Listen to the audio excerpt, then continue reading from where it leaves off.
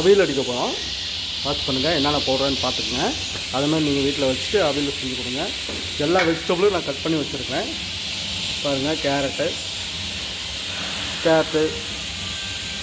Potato, முருங்கைக்காய்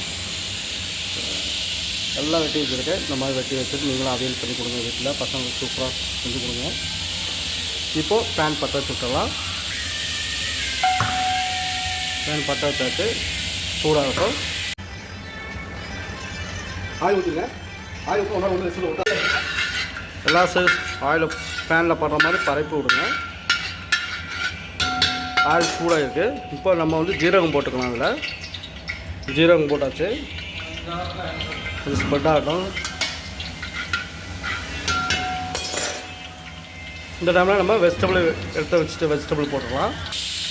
சூடாகிடுச்சு. இப்போ நம்ம அதில் உள்ள வெஜிடபிள் போட்டுக்கலாம்.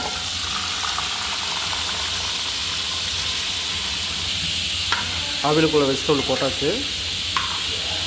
நல்லா எல்லாத்தையும் கிண்டி விடுங்க லைட்டாக. டர்மரிக் போட்டுக்கோங்க. அது மேலே 1 ஸ்பூன் டர்மரிக், சால்ட்டு போட்டுக்கோங்க. தேவையான அளவு இப்போ போட்டு கிண்டி விடுங்க.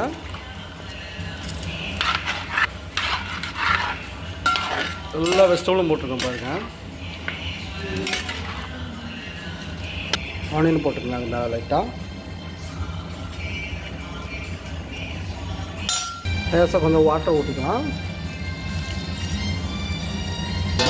இப்போ போட்டு மூடி போட்டுருங்க. மூடி போட்டு ஒரு 5 செகண்ட் விடுங்க. அப்படியே சீக்கிரம் ஆயிடும். திறந்து பார்த்துக்கலாம் பாருங்கள். அப்படியே ஆயிருக்குறேன்.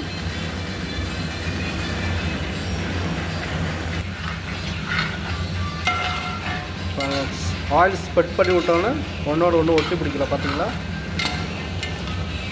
இன்னும் கொஞ்சம் கூட வேக வேண்டியிருக்கு.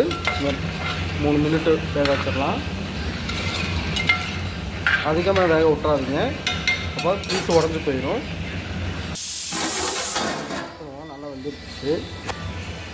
நல்லா வந்துருச்சு பாருங்கள்.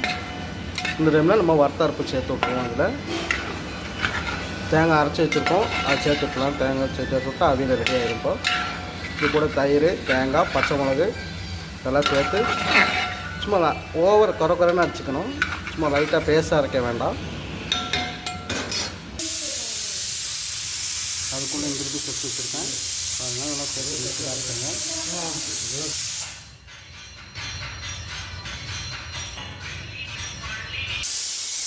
தேங்காய் அரைச்சி ஆட் பண்ணிக்கங்க.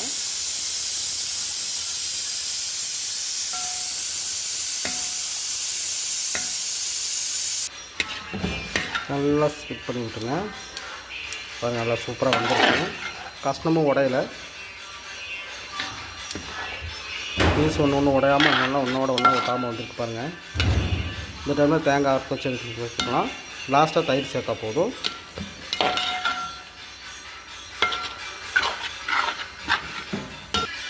இந்த டைமில் தயிர் ஆட் பண்ணிக்கோங்க.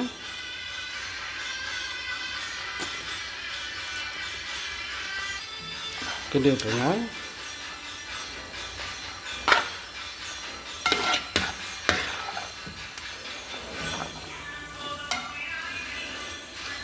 அது ரெடி ஆயிடுச்சு. இப்போ லாஸ்ட்டாக தேங்காய் கொஞ்சம் அதில் மேலே மிக்ஸ் பண்ணி விட்டால் போதும்.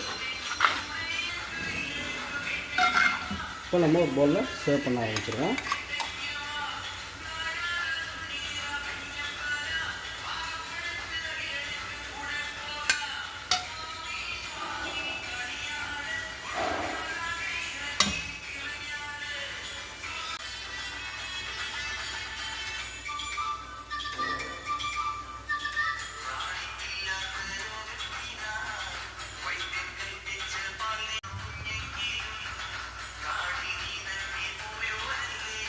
Mm-hmm.